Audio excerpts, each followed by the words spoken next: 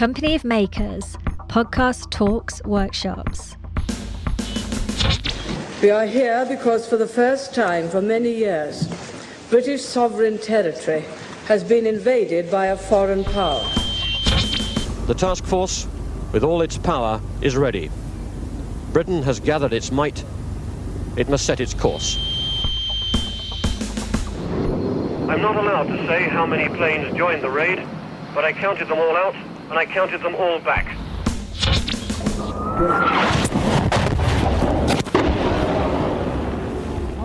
We're now between the two gun lines, and there's a right old artillery duel going on between them. There is a white flag flying over Stanley. Very marvellous. Welcome to Land, Sea and Air, Stories from the Armed Forces. In this series, we hear untold stories from the Falklands War, 40 years on. This is the story of the conflict, told by 8 different people who were actually there. Hi, Steve. I'm really excited about this new series, focusing on the Falklands conflict of 40 years ago. And I understand that you've got an interview with one of the Royal Marines that was part of the Royal Marine detachment on the islands at the time of the invasion. I have indeed, Mike, none other than Ray Bloye of Naval Party 8901. Naval Party 8901, there's a number that rings bells. Okay, let's hear it then. Yes, this is quite a story indeed. Ray, thank you so much for agreeing to come on the podcast. You're more than welcome. So, NP 8901, if I've got that correct. I hope I've got that right. You can tell I've been rehearsing that in my head.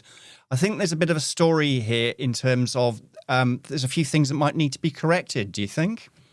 Oh, just a little bit, yeah. We've been banging our heads against a brick wall for the last 40 years, trying to get the truth told about what happened on the day that it all kicked off, 2nd of April, 1982. And you've had more than one opportunity to correct that because you've recently been featured in a TV programme, which is also good news, isn't it? Absolutely, yeah. Ben Fogle presented a great programme. I think there could have possibly been a little bit more about our actual fight, but nevertheless, he certainly got our story out there that we didn't just surrender, as the popular story goes. No, shameful headlines, but we will come on to that, I'm absolutely sure. So absolutely. I think you're probably one of the few people I don't need to ask where the Falklands is before they went down there, because that's exactly where you were, isn't it? So what's the story and what's the purpose of the Naval Party?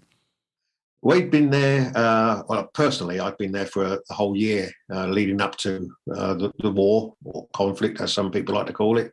The purpose there was to have a military presence on the island because of all the saber rattling by the Argentinians. As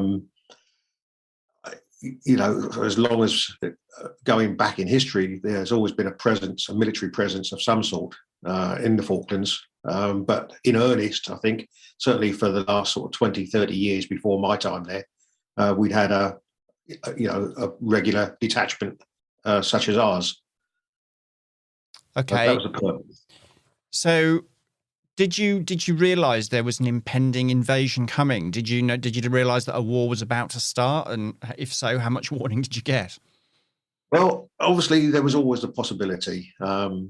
We had been briefed to the effect that the Argentinians wanted it. Obviously, we weren't stupid. We'd had numerous incidents where the Argentinian Air Force was flying over and doing touch and go takeoffs on the airport, clearly in preparation for, if they ever came in. But as for actually knowing, we were basically put on a heightened state of readiness from the 19th of March when the scrap metal merchants went into South Georgia. Mm. So that was when things started to get a bit sort of edgy, if you like. So how did you prepare? What was the plan? Because there wasn't exactly a lot of you, was there? No, I mean, our normal complement was 44, 2 officers, a major and a lieutenant. Then the rest of us, sergeant, major, sergeants, etc., all the way down. So 44 was a normal complement. We at that time, on the 19th, obviously, it was decided that HMS Endurance was down in the area at the time. They had 13 Royal Marines on board, their detachment. Obviously, they didn't deem that enough, so we gave them a section of ours. So another 9 of ours went on Endurance and went down to South Georgia to basically kick off the scrap metal merchants. And so that left us fairly well short. As you said, we'd been there a whole year, so we were coming up to our handover anyway to the 82, 83 detachment. But at the time, we were vastly reduced, if you like.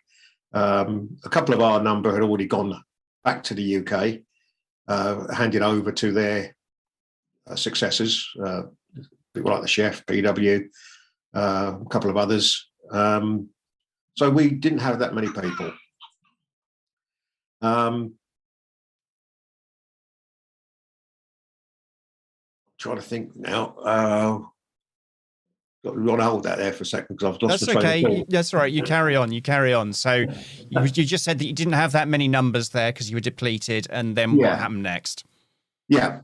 So anyway, with the Endurance being down further down south than what we were, obviously, the new detachment had nowhere coming or getting to the Falklands because our usual route was we'd transit from the UK down to Montevideo, and where the Endurance would collect the new detachment and bring them to us.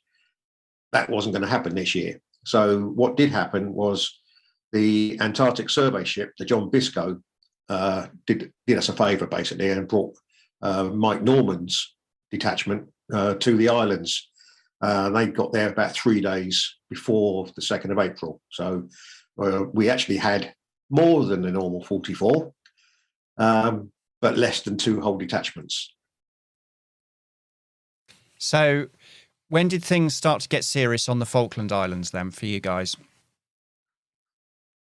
It was pretty much from the time that, in fact, I think it was the day before Mike Norman's detachment arrived. But myself, Nick Williams, who was our chippy, our carpenter, he was a corporal, and I believe it was Tell George, we were tasked with going up to Cape Pembroke Lighthouse. And we basically spent 3 days up there and nights on lookout for potential, periscopes. I'm not sure how they actually thought we could spot a periscope from a lighthouse like that. But obviously, more importantly, any ships coming our way. We didn't really have any radar, and certainly satellite weren't really a biggie back in those days. But what we did have was the MV Forest that did have its own radar. But that's the best we had. So we were on standby, if you like, for 3 days. And that's when we were starting to get a bit edgy. And of course, the day before the invasion, anybody would think, April Fool's Day. I mean, come on. If we hadn't have been so serious, obviously we would have thought a bit less of it. And, this is a bit of a wind up for the new detachment coming in.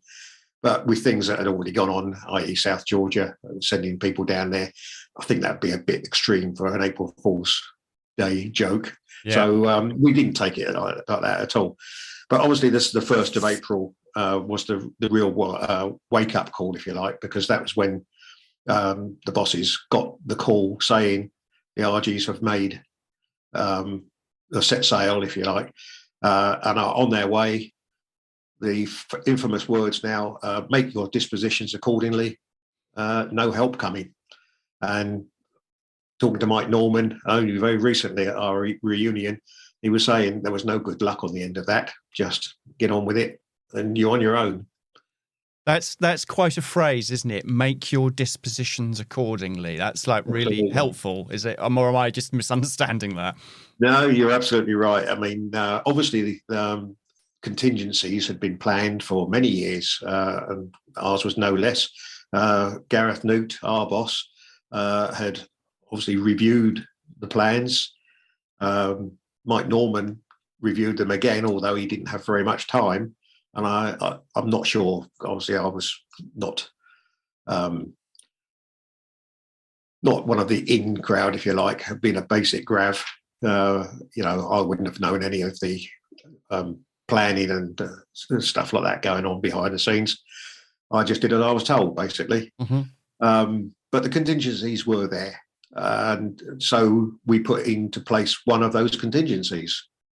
The fact that we had more numbers is obviously beneficial, because at the end of the day, though, it ended up with 68 of us.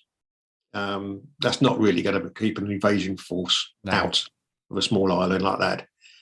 Even with the help of the FIDF, I think they had around about 60 on their books, but 22 turned out that night. That's the Falklands Defence Force, isn't it? It is, the Falkland Island Defence Force, FIDF. Yeah. And whilst, when you look back, they didn't really get into the action. The fact that they turned out, I've got to commend every single one of them. The brave men, like us, we were there. We had no option. They did have an option. They didn't really have to turn out, put their lives on the line. So all credit to them. Yeah. So you were obviously, I guess, assigned certain tasks. Do you want to tell me a little bit about that and what happened afterwards and how it all ensued? Absolutely. The idea was to set up a collapsing defence. The obvious route we thought that they would invade would be by landing craft up at York Bay, which was a nice big wide stretch of beach, beautiful beach, sloping sands, so ideal for landing craft. Hindsight is a wonderful thing. Nobody actually told us they had Amtraks, so they didn't need a nice sloping beach for the landing craft. So do you want to just explain for our listeners what an Amtrak is? Because not everybody's going to know. Yeah, it's an armoured vehicle, so it's wheels that is capable of travelling on water. So it's an amphibious truck, if you like, or armoured vehicle. I believe it was either a 20 or 30 millimetre cannon on board one of those things, so it could do a lot of damage. I believe they can also carry about 20 people, fully armed troops inside. So our initial thing was we had two guys up at York Bay in the sand dunes with a GPMG. The idea was for them to give a belt of 200 or more, if they could, into the first landing craft up the beach and then retreat. Their route out was back off from the dunes to where they had a canoe, where they would paddle across a small stretch of water, where they had two motorbikes waiting for them to come back in towards Stanley. Obviously, as I've said, the Amtraks blew the York Bay landing craft scenario completely out of the water, and they landed on the beach. Other than that, and obviously that defence was completely useless. So Jock Wilcox was the guy on the gun. He was one of our snipers that we had out there, and Les Milne was the other chap. And they quite rightly decided they're not going to take on Amtraks with the GPMG, so they beat a hasty retreat. We then had another section out by the airport, and they would have engaged. But before any of this could actually happen, the invasion started elsewhere. What we'd actually thought, and that was our contingency, the plans were that we thought they would come in from the airport direction. Well, they didn't do that. So one of the contingencies that wasn't planned for was for them to actually come in and take out the brook first. Moody Brook was our barracks that we'd been living in for the past year. My particular section, I was allocated number 6 section, and our position was at Murray Heights, which was to the south of the town. And it was identified as a potential helicopter landing zone. Mm-hmm. So I, with R6, we had the Scouse car, who was the section corporal, PW, Nick Williams, who I said, our chippy, he was number 2 on the gun to Benny Bennett. And there was 3 of us as riflemen, me, Tel George, and George Carr. So that was R6. And we'd got up there, done little shell scrapes, well, a bit more than a shell scrape, but not quite a trench, and prepared for the wait. So about 3 o'clock in the morning, the first thing that we realised, because up until this point, there were all sorts of scenarios going through our heads that, yes, we knew they were coming, but we didn't know that they was actually going to physically land. They might have just sort of stuck off the Cape Pembroke and said, look, we're here, give up, we're going to come in. So we didn't know exactly what they were going to do. But roughly 3 o'clock, we heard helicopters to the north of us. It seemed like the north. It was a very still, calm night. And we could hear the choppers coming in. I've heard many times over the years that the noises we heard were Geminis stuck in kelp and stuff like that. I think I know the difference between the sound of a helicopter and the sound of a boat stuck in kelp. There were definitely helicopters. Yep. So anyway, shortly after this, all hell seems to break loose from the direction of Moody Brook. Lots of explosions, lots of small arms fire, and they've basically taken out the brook, absolutely destroyed it. They went through every room, throwing grenades through the windows, followed up by small arms fire, believing we were in our beds, tucked up nice and asleep. So the idea, again, one of the things I've heard many times over the years is that they weren't trying to kill us. They were using blanks. Anybody that had seen the brook after that night would know. They would not. They were definitely trying to take us out. So that was the first thing that had gone awry, if you like, because that was not part of the contingencies we had to take out the brook. And the next thing, because of these, if you like, the way that they've knackered our contingency, the boss said, had a rethink and retreat. I'm getting my tongue all tied up here. Sorry about this. That's all right. Don't worry. So what we're talking about here is no plan survives first contact with the enemy. I've had that so many times. I think this is living testament to that, isn't it? Oh, yeah, absolutely. That's a spot on quote, that one, I think. Yeah. So I guess the boss has got together and thought, right, we're going to have a bit of a different plan here. Yeah. So the collapsing defence has really gone out the window. So because they're coming from a different direction. So the order comes across. I don't know how we got the order because our radios were so unreliable. If you wanted to transmit back to the UK, they were great for that. But just line of sight stuff down there, they were awful. We'd have been better off with some of the locals sort of CB radios, I think. Yep. But anyway, I think they were Ray calls, if I remember rightly. Anyway, we got the message to retreat back to Government House to make stronger defence there. So that's what we started to do. In the meantime, they've landed, not at York Bay, but at another beach. So they are also coming in from that direction in Amtraks. So the section, having got the word to head back to Government House, did just that. They threw all their guns and ammo into Land Rovers and headed back. There was another section out at White City, which is the edge of Stanley, as it was back then. They were there waiting with some 84 and 84 and some 66s. They engaged the first Amtraks that came along and took out the leading Amtrak with an 84 and a 66. And they tell me, and I've no reason to doubt them, that nobody got out of that leading Amtrak. So that was one of the first contacts. My section, as I say, we were ordered back, and at the start of this, the adrenaline starts to kick in a little bit. And one of the things, if you've spoken to other Royal Marines, one of the most coveted things we've got is our green beret. Mm-hmm. So I thought, I don't want to lose this. I took it off and stuck it down my windproof so that I didn't lose it. I was armed with carrying so much ammunition. We'd been issued 5 magazines each for our SLRs. And once everybody had been given that ammunition, we were basically told to help ourselves from the ammo stores. So I'd had another 300 rounds in bandoliers. I had 2 bin line or bin liners of GPMG ammunition, so another 400 rounds there. Two 66s, anti-tank rockets, a couple of HE grenades, a couple of white phos grenades, plus all my fighting, my fighting order. So had a good bit of stuff. So as I say, I didn't really want to lose my green beret.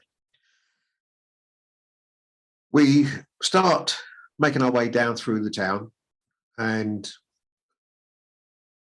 we thought the best way is to go down onto the Ross Road, which is the road that leads, runs along the front of the harbour and off to Government House. So we're going down and we're heading up, and we've come by I think they were known as the legislative buildings. It's the government offices on the Ross Road, and it has a grass bank outside of it. I've got ahead of myself a little bit because by this time, Government House is under fire. So there's a lot of firing going on at Government House. This is obviously where the archers have come up from the Brook direction. So we've got to these government buildings, and once you get past there, you've got an open ground. There's a football pitch and just other open ground, and then you've got Government House. As we've come out from underneath this grass bank, we get opened up on by the RGs in the hills over, or the rocks over Government House. And we thought, that doesn't sound very good. So, is that exactly what you thought? Yeah, imagine how that really went. Yeah, the crack of the rounds, anybody that's been in the butts of a rifle range knows that there's a hell of a crack that goes over your head with the high velocity. Yeah. And these loud cracks were very close. And having taken my beret off, I thought, oh, Christ, I better put my beret on. And it's just psychological, I know that. Because obviously it's a little bit of cloth. I put my green beret on and I felt so much better again. It's that invincible green lid, isn't it? Absolutely. It's bulletproof. Absolutely. Not just the lid. It's anyway, it was psychological, and I put my green beret back on. I thought, right, now I'm ready. So we turned a bit of fire. We thought there's no chance of us getting across that open ground. So let's go back and up through the town and try and get round over the top of them. So we move back, and we go back as far as, I believe it's Barracks Street, which is a road that goes up. So we go up there and we get to St Mary's Walk, I believe it is. And we thought, okay, we'll try this one. So because we're a little bit up in the town now. But almost immediately we started along St Mary's Walk. We come under heavy Argentine fire again. There was a corrugated iron fence on my right-hand side, and whilst I'm not a mad fan of some of the things they get up to in Hollywood films, but I could actually see the splash marks sort of heading my way in the road, and I thought there was just nowhere for me to go. And opposite me was a picket fence with a couple of slats missing from it. And I thought, I'm going for that gap in that fence. So I didn't know how I was going to get through it, because I know I was a bit slimmer than I am now back then. and I was a lot fitter as well. But I thought, right, I'm going for that gap. With all the kit I was carrying, I knew I wasn't going to get over the fence. So I was going to go for this little gap, and I was going to dive through this gap. And I had it all in my mind. I was going to roll and come up into a nice firing position and put down the rounds, just like they used to do on the professionals, Bodie and Doyle. And anyway, I went for this gap because, as I say, the rounds were coming down. They're coming our way. So I ran and I dove and I rolled and I came up firing. And I thought, I actually went through my mind. I thought it worked whilst I'm putting down rounds. And of course, whilst I was doing that, I'm putting down the covering fire. The lads came over and they all came in, and we were sort of hidden by a couple of buildings. Well, I always wondered how I got through this little gap. And it was actually, sadly, over 30 years later, a wake of one of our guys going through, as you do, swing the lamp. And I related related this story again and tell George, said, no, he said, you got it right as such. He said, but you didn't get through that gap. He said, you took the fence down. I thought, oh, okay, well, that explains how I got through this little gap. I didn't. So anyway, it was something amusing to look back on, but it wasn't quite so amusing at the time. We've carried on up towards Allardyce Street from there. And again, another corrugated iron fence. And again, the rounds were coming our way. So every road we were basically trying to go down, we were cut off. There seemed to be no way out. So, as I say, Allardyce Street, another corrugated iron fence. I've had to hit the deck again because I had nowhere. There was no fence for me to go over this time, just a building, a house. So all I could do was hit the deck, and all of a sudden, bang, bang, bang, just above my head, a line of holes appeared in this corrugated iron fence. And again, for more than 30 years, I always wondered how close these really were. Well, I went back to the Falklands in 2015, and amazingly, I managed to find that same fence, and those holes are still there. So I laid down in front of it, and I thought, yeah, they were that close. That's amazing. I mean, that actually featured on that program that was with Ben Fogel recently. Yeah. So my fence is still there. As Benny was putting down the rounds, there was a post box on the corner of King Street and Allardyce Street, and Benny had the gun up on there, and he was putting down colossal fire. I don't know. He put down several hundred rounds, and Nick kept that gun fed. He just seemed to magic the belts up from somewhere, because I was really wanting to get rid of my ammo to him, because it was obviously extra weight for me. But every time I offered him my 200 rounds of belt ammo, he already had some. I had to persist in carrying it all round. By this time, we're fairly well up the town, and there's just no route back. So we thought, if we can get back down to the MV Forest, which was a cargo boat, a 70-foot boat, which was used by the government to take supplies out and collect wool, and used to take us around the islands as well throughout our year's tour down there. And we had a good rapport with the skipper, Jack Solis. And we thought, if we can get down there, we can try and get across the harbour and away into the hills then. One of the contingencies that was planned for, that if it looked likely that, obviously we'd be taken, was to try and escape into the hills and fight a guerrilla warfare. Our detachment had been scouring the countryside, the hills, and we'd managed to locate a number of caves where we could take shelter and maybe fight a guerrilla warfare from. The new detachment obviously didn't have this knowledge. So we thought, if we can get down, get across the harbour, there might be a route out. It probably wasn't, because obviously at that point, the brook had been taken out. We didn't know if there was anybody left in that area. So we head back down towards the forest.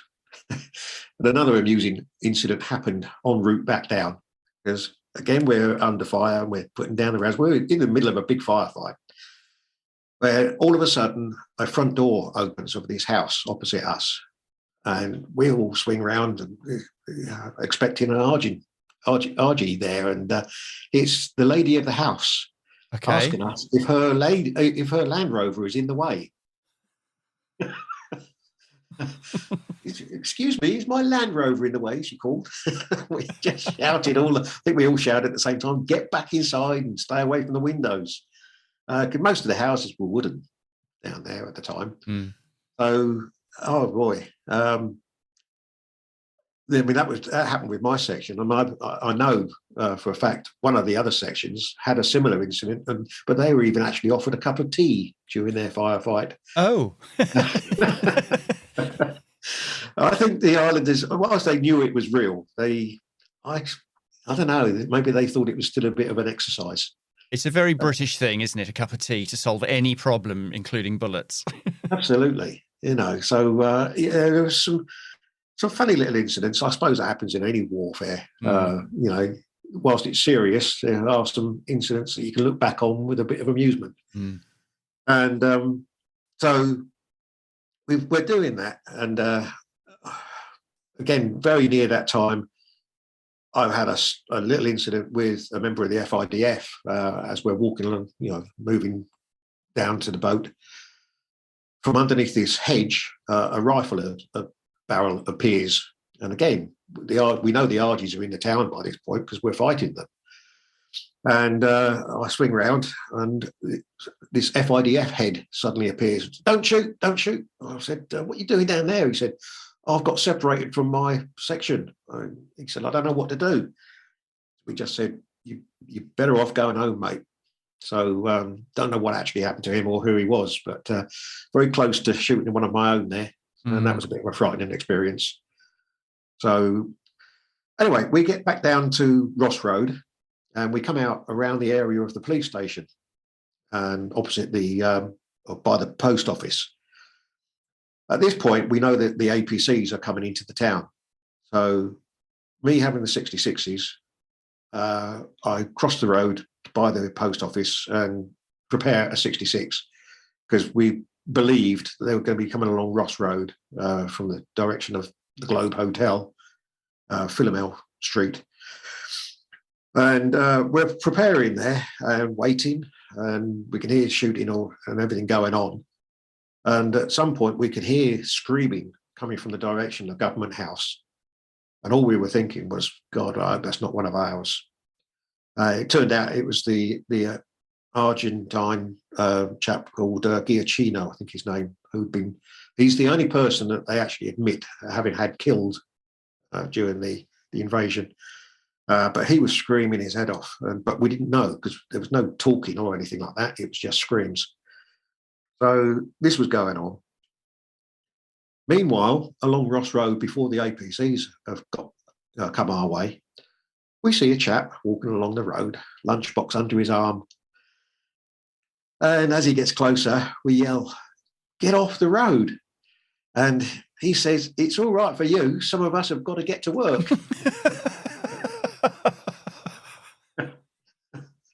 Oh, boy, you can't make that up. There was a film going back in the 90s, I think it was, An Ungentlemanly Act. This incident is actually portrayed in there. And I believe the chap's name was Henry Halliday. Mm-hmm.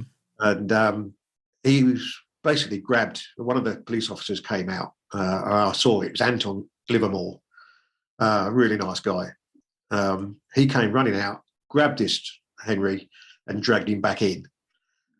The film, Ungentlemanly Act, shows it as the inspector or the chief of police down there. Lamb was doing it, but never saw him. It was Anton Livermore grabbed this chap. Very brave because, again, had the potential for the Argies to be there. So anyway, he was dragged in. We're waiting, and we suddenly realised this was a bit of a wake up. Him coming along actually probably jogged our thoughts a little bit. We thought, there are civvies here. We've got to be a little bit careful of what we do.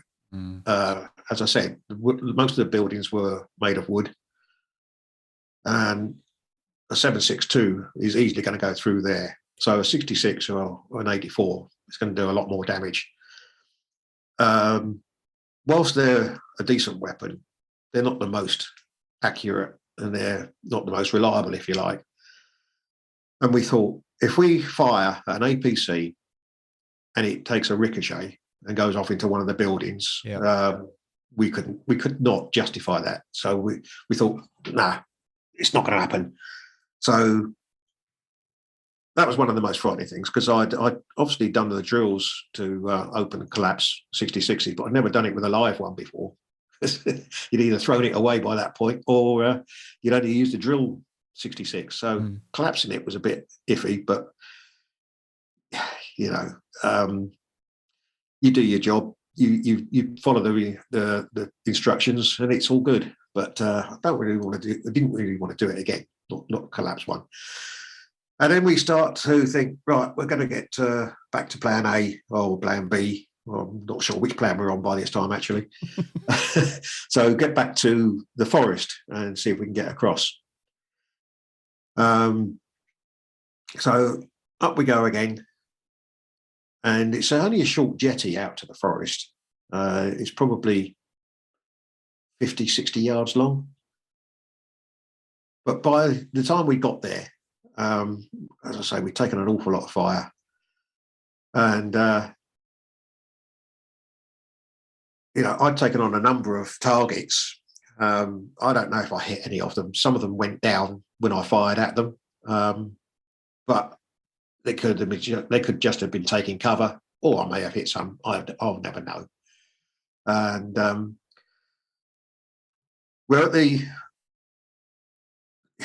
jump-off point before going out to the jetty, and I think Benny. Oh, by this point, sorry, I've forgotten a little incident. In the two chaps that were at the beach coming back on their motorbikes, we actually intercepted them at some point in our sort of running firefights, because we thought we don't want them running out or driving out into the open ground between the town and the government house. So we flagged them down, and they decided to join our section. So we've now got 8 in our team, and we're heading to the forest, and they're putting the rounds down, covering us, and us riflemen run out towards the forest. That was the longest 50 yards of my life. It's like the old dreams where you're running and you're in quicksand and you're not getting anywhere. That's what that seemed like. Anyway, we got there and reciprocated, put the covering fire down, and they came out. We got onto the forest. I wasn't aware at the time, but apparently Nick and Scouse asked Jack Solis if he would actually take us out round through the Narrows so that we could escape into the hills, or the camp, as it was known. That way, quite rightly, Jack Solis said no.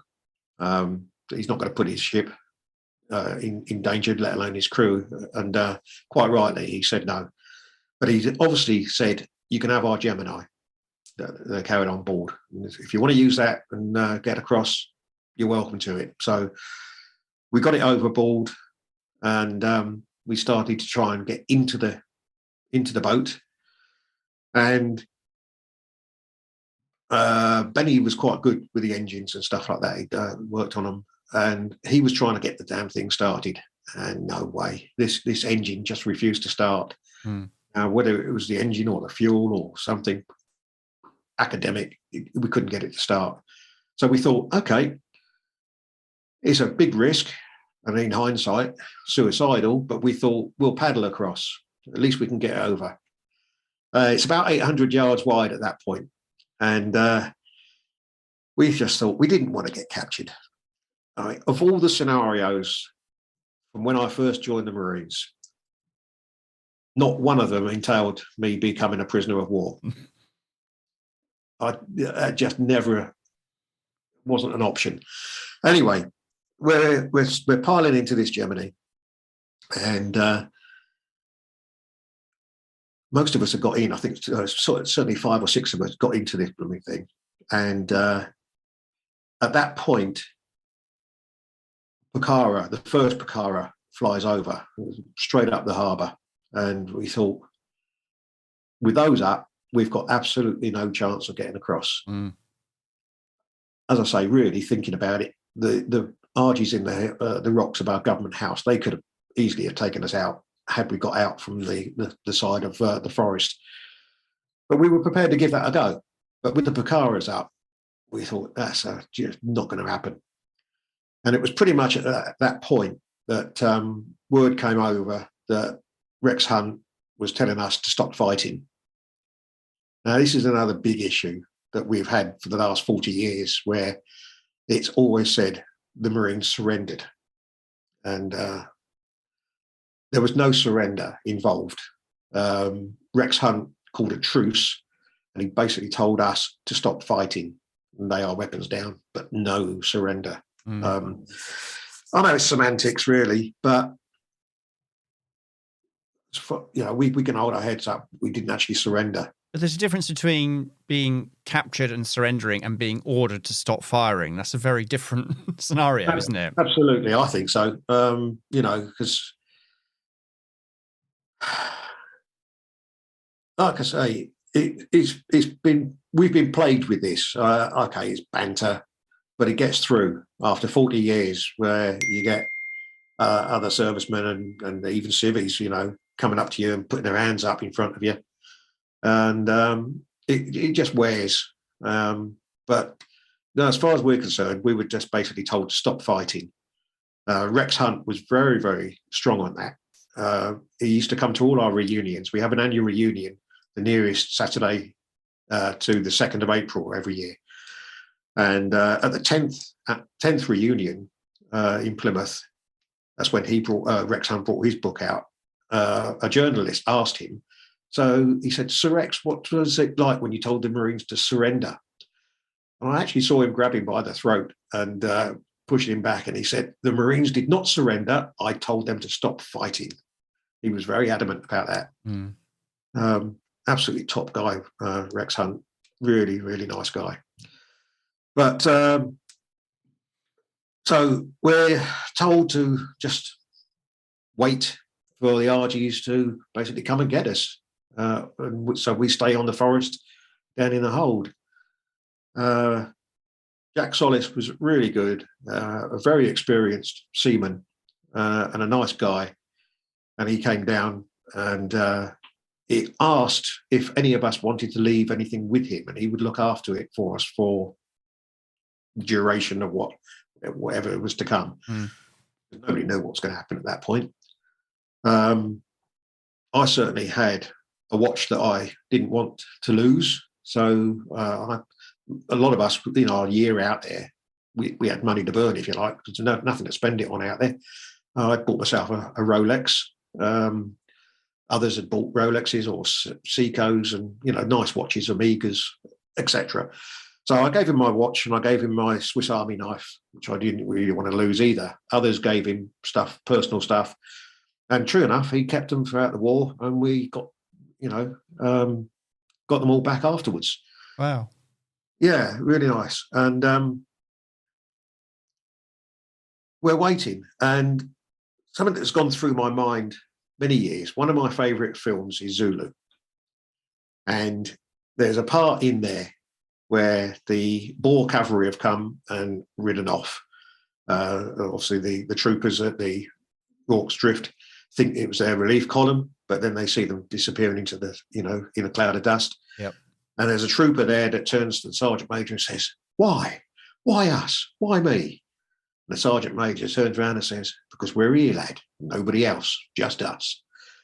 And that was our situation. Yeah. And as far as I know, not one of us turned around and said, "Why us? Why me?" We just got on with it. We all thought we were going to be dead. None of us thought we'd ever survive an invasion. For our section, because obviously I didn't know what gone on around the rest of the town, and we hadn't taken any casualties, but we know we'd given them a bit of a bloody nose. We'd taken out a good number of RGs during our firefight. Certainly Benny had put the rounds down, and the others in the section. I'd reloaded my mags a few times. One of the things I always recall is when you're in training and you're on a range, you count your rounds, so you know when to change your mag. Yeah. Well, sorry, when the shit's hitting the fan, counting rounds doesn't seem to work. So basically, every time there was a lull in the shooting, I took that opportunity to reload. So I did that several times. So I knew I always had pretty much a full magazine on. So we're waiting, and eventually an RG patrol is sent for us. And I think that's probably one of the most worrying times. Knowing that we'd just given them a hard time, we'd inflicted a lot of casualties on them. And the human rights in Argentina, certainly at that time, was obviously known not to be very good. Yeah. Lots of people disappearing. So we wouldn't have been at all surprised to have just been lined up and shot. We expected the worst, but in the event, we were lined up and marched back towards Government House. The obviously infamous photos of my fellow Marines laying down face first in the dirt, being searched, etc. We were at least spared that indignity, but we had the indignity of being stopped by the flagpole whilst they took our flag down and raised theirs. Awful feeling seeing our flag come down. One little victory for us, though, is when they put their flag up. It was a huge flag, probably way too big for the flagpole. Whether that was the cause, I don't know. But in the event, as they were trying to raise their flag, it came down. It fluttered down, whether it hadn't been connected right or just whatever. So we gave a bit of a cheer, rifle butt in the back from the troubles, and then marched off to the rest of the guys who were on a grass area beside Government House. And we got a cheer as we went in, and somebody started whistling "Always Look on the Bright Side of Life." Just taken up by everybody, because, as I say, none of us knew what casualties we'd taken. And each time a section came in and they saw that there were no casualties, that was a victory in itself. Because, okay, it doesn't sound long. We've been fighting for around about 3 hours. In the grand scheme of things, that doesn't sound very long at all. But when you're actually in there fighting, that's an awful long time. Yeah. And anything could have happened in that time. The Government House had come under hail, so many rounds fired at it. And, not only there's a big thing made about stun grenades. Yes, stun grenades were thrown around then, but also high explosive ones were thrown. So there was all sorts going off. And we didn't take any casualties. This is just amazing. So we're sitting on end up just sitting on the grass in very nice weather. These are the Falklands we're talking about in early April. But it was lovely. It was calm, sunny, and I was knackered. That must have seemed quite surreal. It did. One of our section had actually managed to escape into the hills. We didn't know that at this point. They were at the entrance to the harbour, the Narrows. During the fight, they'd actually fired an 84 at one of the RG ships in the Sound. Got a bit of a salvo back for their troubles. So they did the infamous thing. One of the things Mike Norman had said, that if anybody was to make it make a head for the hills, if you like, they would use the pass or the code phrase of "gone fishing." And Stephen York and his section did just that. They transmitted "gone fishing," and they headed off into the camp, where they managed to survive for a few days before, handing themselves into the. That's another story, anyway. So the RGs are a bit perplexed anyway, because they thought there's 44 in our detachment. They obviously have all their intel, and our numbers just didn't add up. So, one, they're not aware of Yorkie's section missing. Mm-hmm. They're not aware that we'd sent 9 people down on HMS Endurance to bolster them going down South Georgia. So they're completely unaware of what's going to happen the following day in South Georgia. Our numbers just didn't add up. We've also got a former Marine, Jim Fairfield, who'd married a Falkland Islander and was living out there. He'd left the Marines by this point. He rejoined the day before to fight at Government House. Fair play to him. Again, like the FIDF guys, he didn't have to, but he did. He decided to rejoin. And top chap he is as well. So, as I say, we're there on the grass. Another amusing incident, Jim Gerard, Dave Gerard, he said at one point, watch this. And he gets up and approaches this RG guard. We've got a ring of guards round us. And I don't know how it's happened. And Ginger doesn't even know. And I've spoken to him recently about it. He takes from his pocket a white phos grenade in 2 pieces. He's got the grenade part in one hand and the handle and the detonator in the other. It's come apart. And he didn't do it. He reached into his pocket and found it like that. And he's gone to this Argentinian guard and handed this white phos in 2 pieces to him. And this RG has just gone pale, taking it off of him and thrown it away, sort of thing. And I'm not entirely surprised by that. No. Like I say, Ginger is still unsure to this day how it's got, broken, if you like. So only he was our mechanic anyway. So breaking things was his good part. So what happened next, Ray? So you obviously you've been captured, I suppose is the best way to describe it. Yeah. Well, we're told we're getting taken to Buenos Aires to be paraded through their streets, and we are flown out in a Hercules. This hurt a little bit as well because it was a Hercules that we'd sold to the RGs because it still had RAF markings inside it. We're flown to Commodore Rivadavia, their naval and air base. And I think this is probably one of the most frightening times when we're there. We're taken off the Herc and led to another aircraft. And we're walking down this corridor of what I can only describe as Dad's Army. You've got a mixture of ages of these RG guards, some in full combat, some in a combat jacket and jeans, and a mixture of weapons, shotguns, and maybe my mind playing tricks on me, but I could have sworn there was a blunderbuss amongst them. I mean, it's that they were so nervous. I mean, we had nothing on us. We just lost everything. We had no weapons. They must have known this, but I think they were so nervous that if one of us had said boo to them, they'd have just mowed us down. Mm.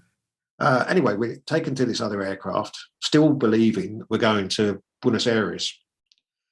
And we take off.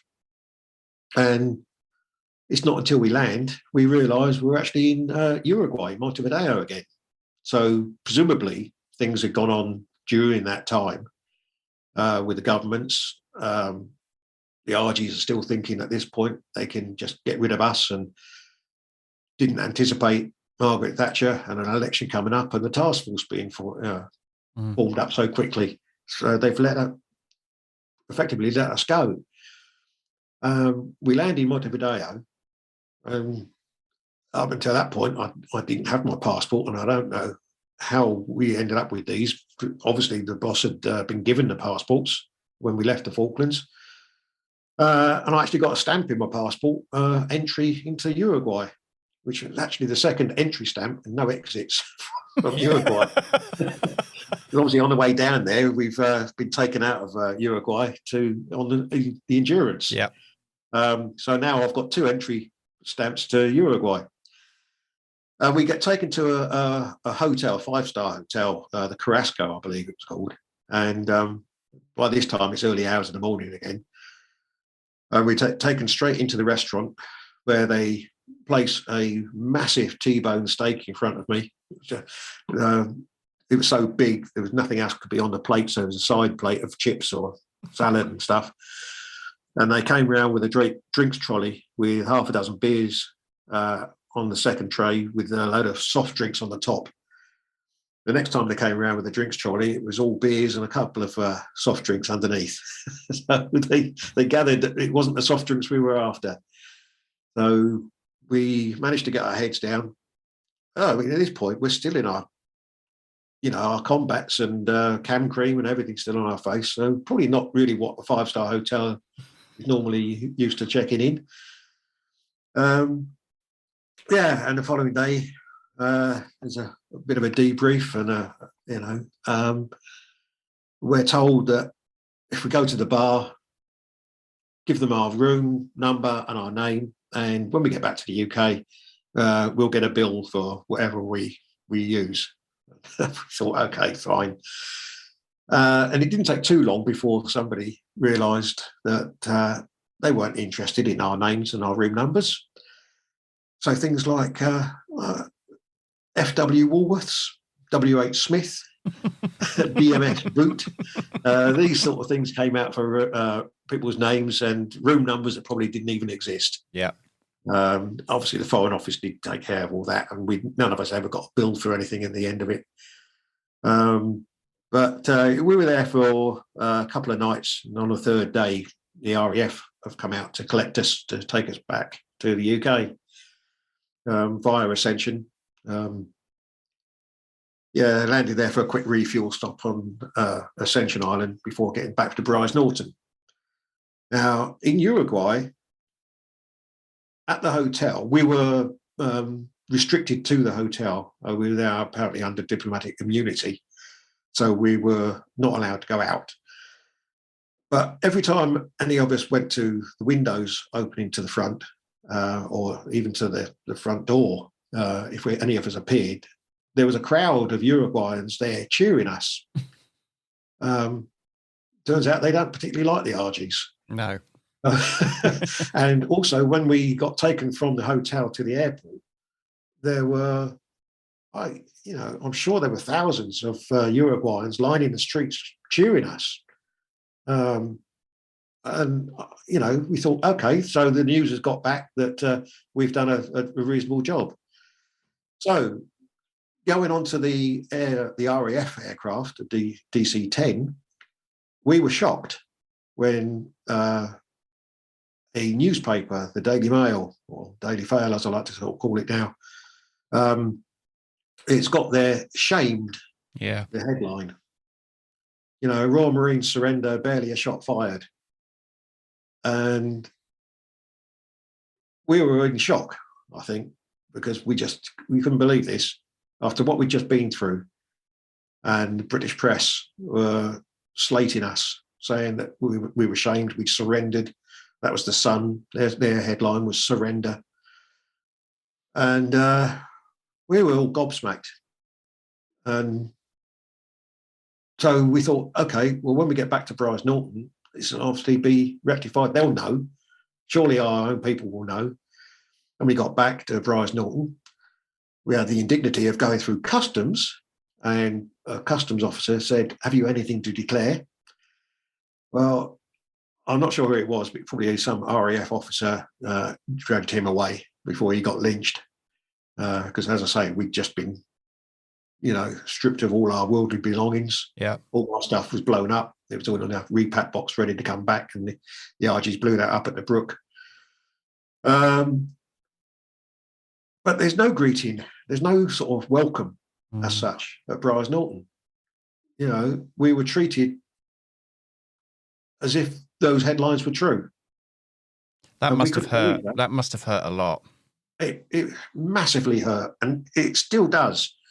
Whilst Mike Norman's got a great book out, Falklands War, There and Back Again.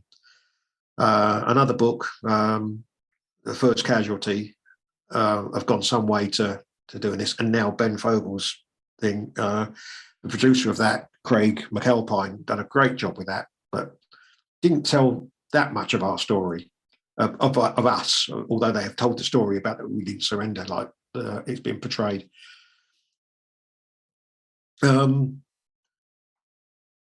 Whilst, what we really want is, I want an acknowledgement from the MOD and the government that we did our job. We didn't just surrender. Ben Fogle says it. We don't want medals. We just want people to know what we did. Yeah. And still to this day, the MOD and the government won't acknowledge it. Which is terrible, isn't it? But I think at least the programme has come out. I mean, I know that's taken 40 years, isn't it? And there are books out there. So I think that's progress, but I still can't imagine how this must feel for you. Yeah, and it's, as I say, we're not alone. There's other people. The Irish. Have you heard of the film The Siege of Jadotville? I believe Yes. it's a book as Yeah, well. yeah.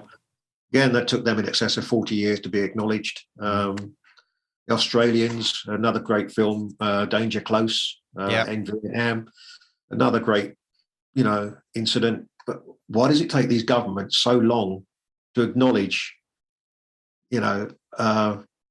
people that have fought for their lives? It just doesn't make sense. I don't understand it. No, and serve their country. So I think one thing we can ask, if there's any listeners out there who have some influence over the government, please do get in touch with the government, I think.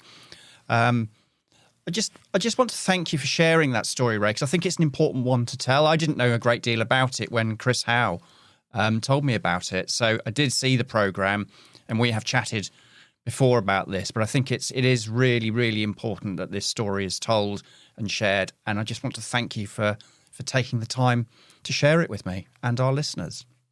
Well, you're most welcome. And as I say, I just want people to know that don't believe everything you read in the press. Is that the moral of the story? Fantastic. I think so, because I can't ever forgive the Daily Mail or the Sun and all the other papers that did us wrong back then. Yeah, it's just, it still hurts, but it's getting better. Good. That's progress. Thank you very much, Ray. Okay, thank you.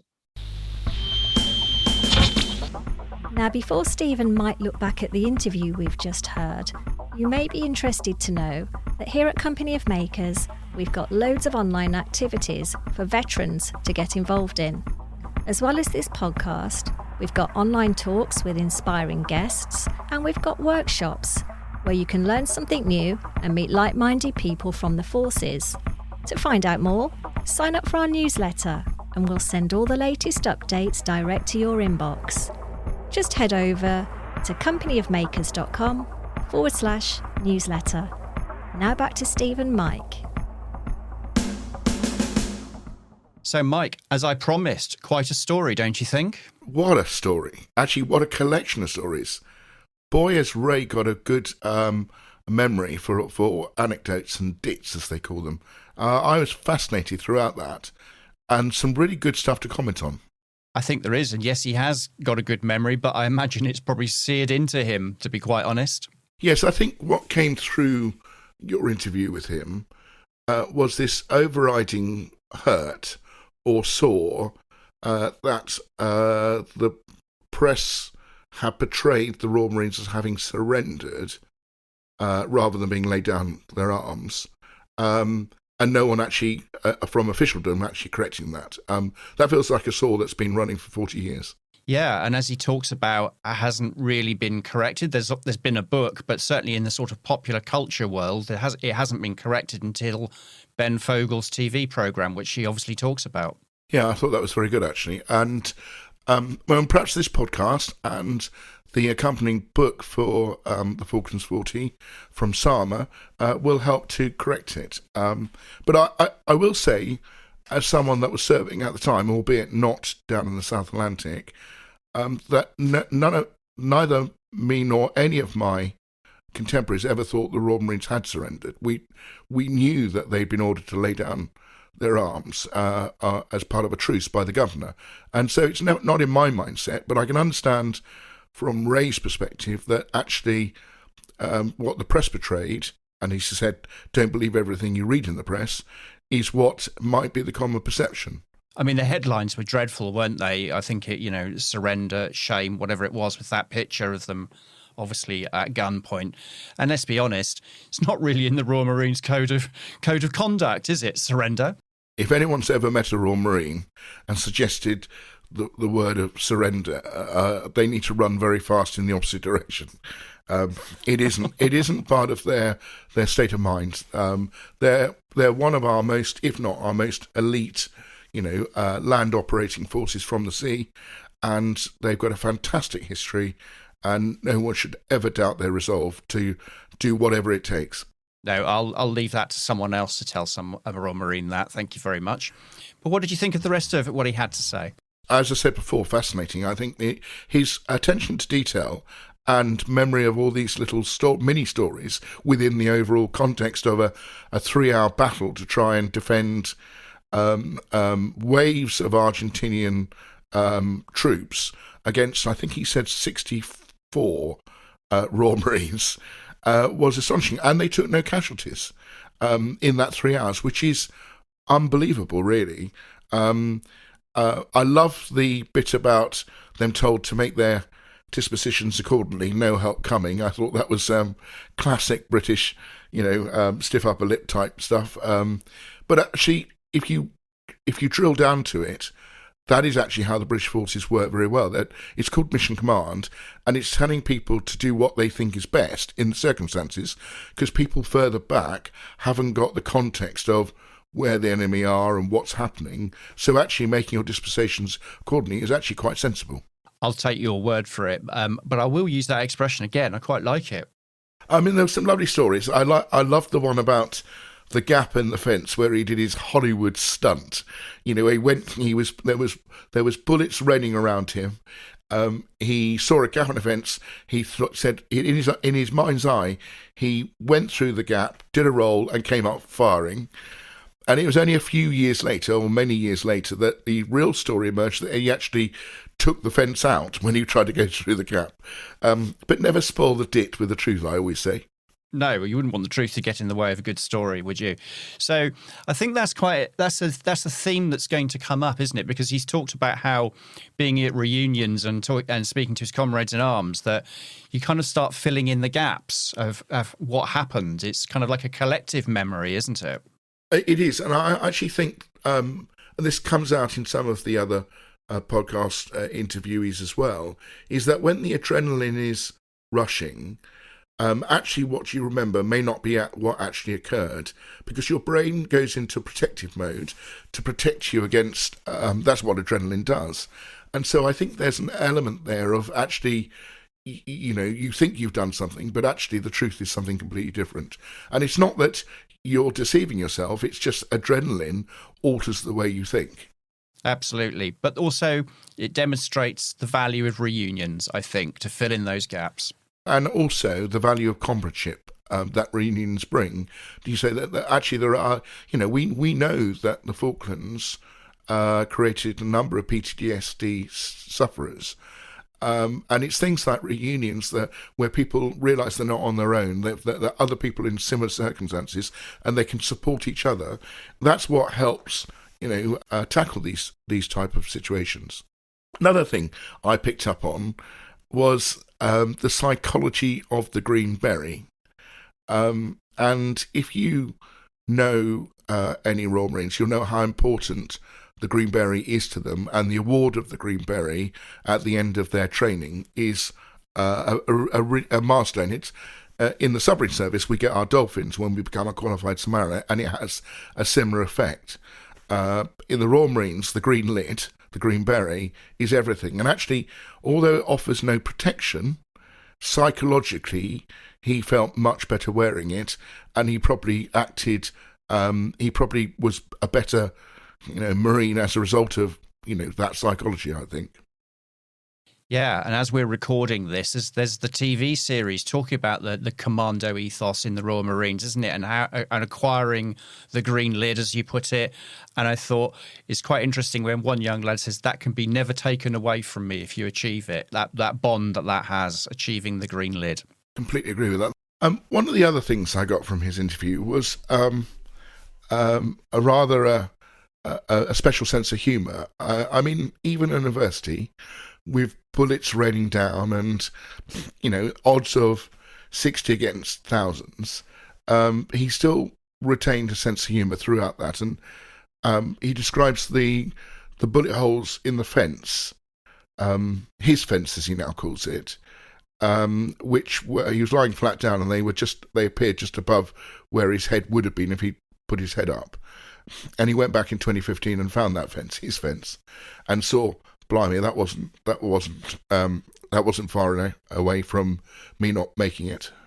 Yeah, again, that features on the Ben Fogle program where they actually show the bullet hole and Ben Fogle kind of lies down, and it probably gave him another parting in his hair, put it that way. Yeah.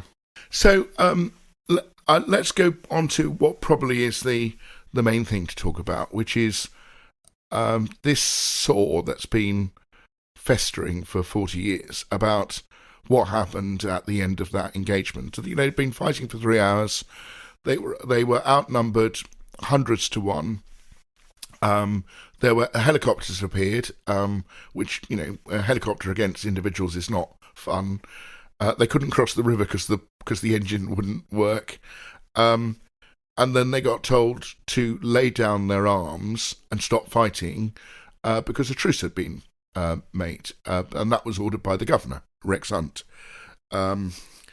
And they did what they were told to do. I think if they hadn't been told that, they would have kept on fighting. That is the Royal Marine ethos. But they are horrified by the way it was portrayed, particularly by the British press, as a surrender when it wasn't. And if we can do anything, Steve, to right that, then we should. It wasn't a surrender. They were ordered to lay down their arms, and Royal Marines don't know what the word surrender means. Absolutely. So, it was palpable, the kind of the anguish this was causing him, I think, and has caused him over the last 40 years. But I think, I think there is an opportunity with the 40th commemorations of the Falklands War to retell that story correctly. Yeah, and perhaps we can be part of that. So call out to anyone listening. If you are able to try and help set the record straight, then you know what to do. Yeah, share this podcast with all your friends.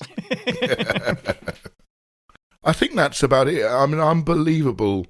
It doesn't really even touch how much bravery and courage was required to do what he did and do it unthinkingly. One hopes that this will, this is all part of helping him with what has been hurting for the last 40 years. But also his story, he's probably not told it in any sort of outside of reunions and pubs. He's probably not told it to a wide audience. So let's hope a lot of people listen to this. And of course, it will appear in the book as well. Yeah, I think also it's, for the rest of Naval Party 8901, I'm sure they all have harboured similar feelings. So for all of them, really, not just for Ray, and I'm sure he would appreciate that. But I think there's one other point. If there was any doubt that the Falkland Islanders are British, I think the moment when he describes do you want a cup of tea whilst they were in the middle of a firefight is proof enough in my book. Yeah, absolutely. That is typical Royal Marine humour, actually. Well, you also, there was that story about them ordering a civilian to get out of the way. And he said, and I think he said something like, they said, get off the road. And he said, I don't know about you lot, but some of us have got some work to do. Exactly. So don't want to be late for work. But yes, I think that just kind of goes to illustrate, doesn't it, as well, the way humour and the most kind of ridiculous things can happen in the most dangerous of situations, and how retelling those stories brings it to life. And I think to a degree, the value of actually what they have done, because, it's very important that, what they've achieved.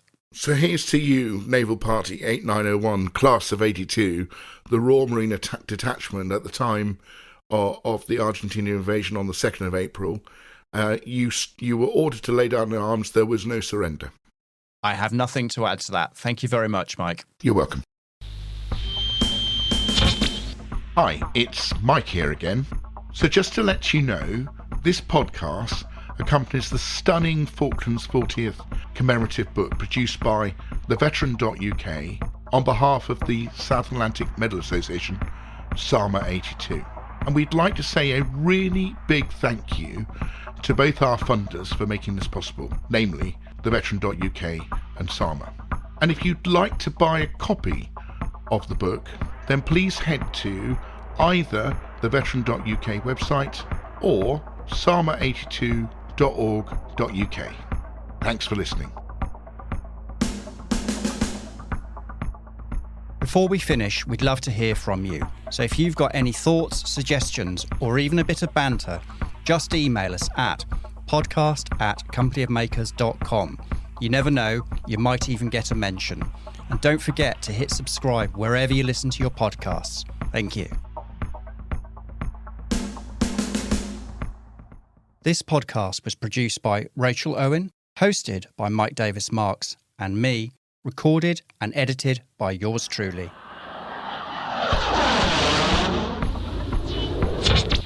Company of Makers, podcast talks, workshops.